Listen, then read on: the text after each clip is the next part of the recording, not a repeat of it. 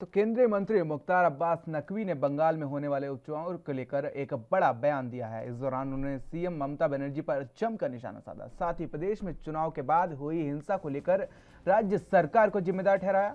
उन्होंने कहा कि टीएमसी को पता है कि विपक्ष के पास बीजेपी के अलावा कोई दूसरा ऑप्शन नहीं है। साथ ही उन्होंने किसानों के मुद्दे पर भी अपनी बात रखी।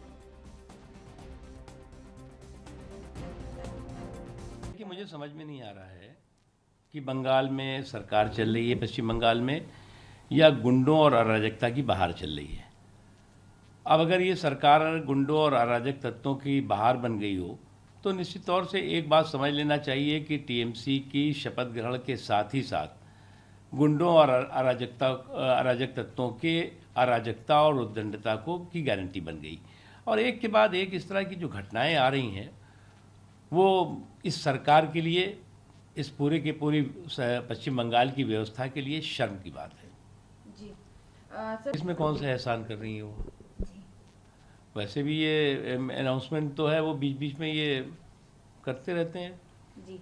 सर, साथ ही जो है बंगाल के चीफ है, उनका कहना है कि हम कोई कैंडिडेट नहीं रखना चाहते क्योंकि हम नहीं चाहते कि किसी भी तरह से बीजेपी की हेल्प हो। तो ये तो समझ रहे हैं कि बीजेपी ही वहाँ पर है पार्टी। एक बात तो उन्होंने खुद अपने आप में जाने अनजाने में इस बात को स्वीकार कर लिया जी।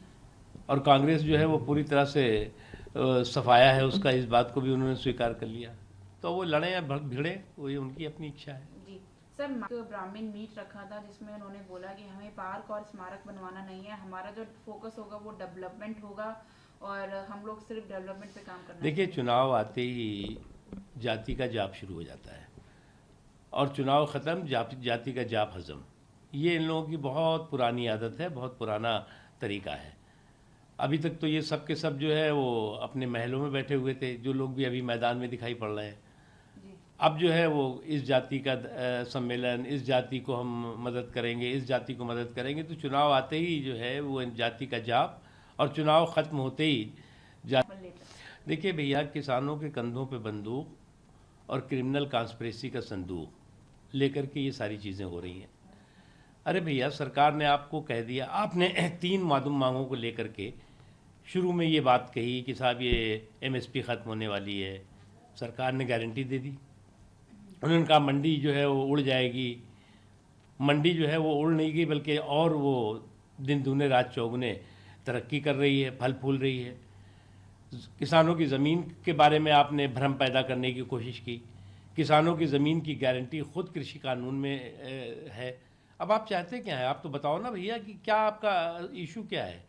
दरअसल इशू लेस है ये, और पूरी तरह से खुद भी कंफ्यूज हैं और दूसरों को कंफ्यूज करना चाहते हैं। और कुछ लोग अगर ये सोचते हैं कि वो किसानों की जो है वो अकेले हितैषी हैं और किसानों के जो है वो सबसे बड़े नेता